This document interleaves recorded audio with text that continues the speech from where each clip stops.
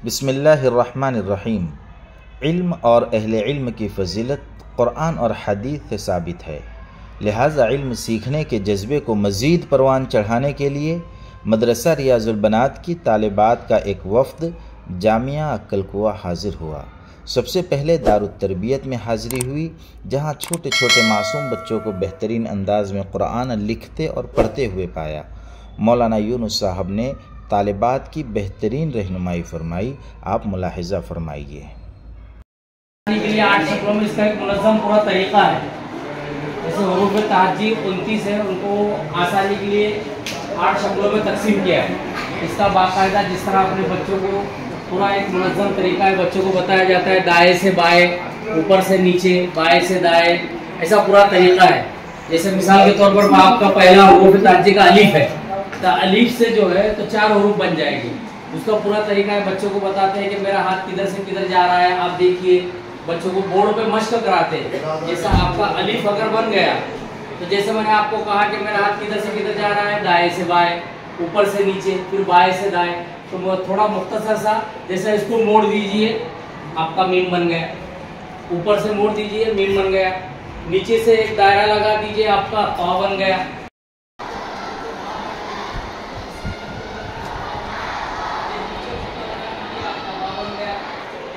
दो नुक्ते ऊपर लगा दीजिए, आपका ता बन गया। एक नुक्ता और लगा दीजिए, आपका सा बन गया। अब इसी बा को ऊपर से मोड़ दीजिए, आपका फा बन गया। उसको अलिफ लगा दीजिए, आपका मोड़ वाला काफ बन गया। तो आपके बा से 5 हुरूफ बन गए।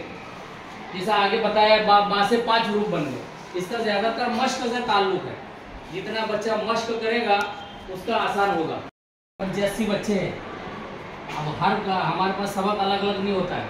हर बच्चे का जो पहले बच्चे का सबक है वही आखिरी बच्चे का। देखो एक मिनट, हर क्लास में कितने बच्चे हैं?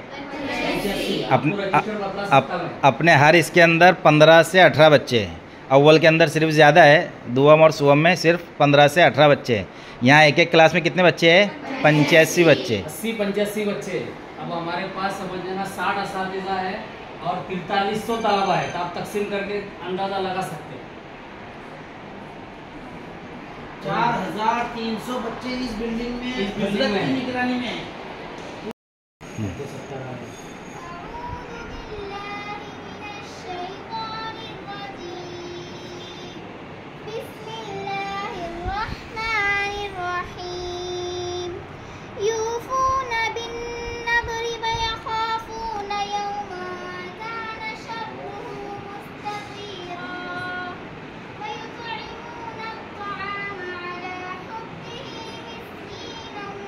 कोई भी लकीर ऐसी नहीं है जो अलिफ से नहीं शुरू हुई।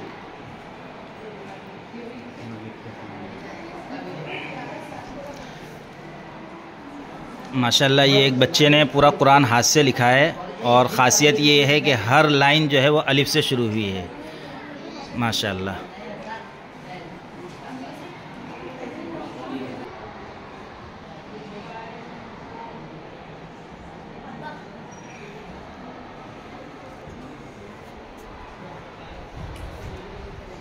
माशाल्लाह, माशाल्लाह बच्चे बनात की बच्चियों के सामने लिखकर दिखा रहे हैं अल्लामा बिल कलम। इसका ज़्यादा मश्क से ज़्यादा ताल्लुक है। जितना मश्क करेंगे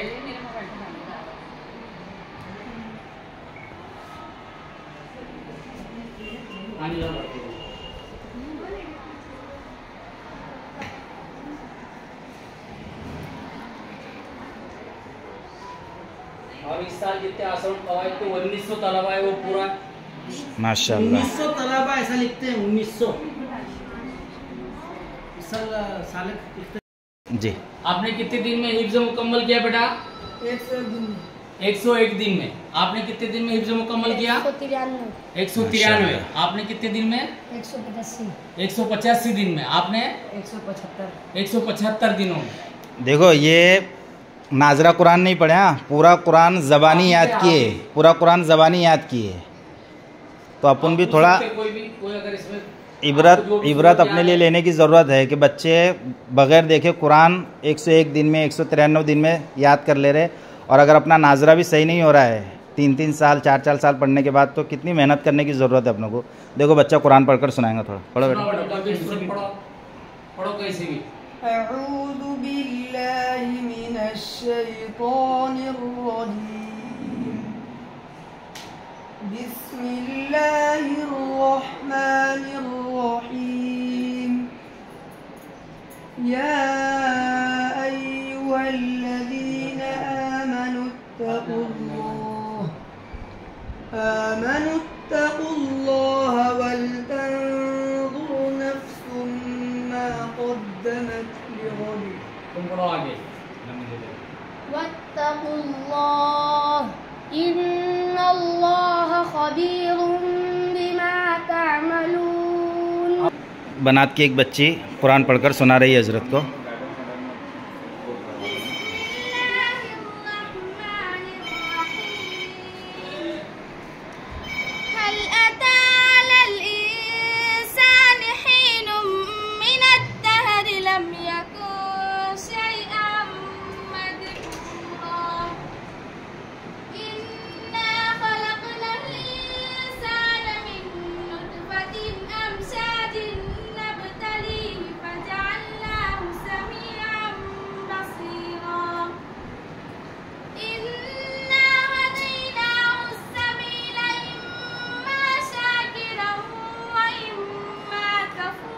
बस रुमेसा कहाँ है, पढ़ तो।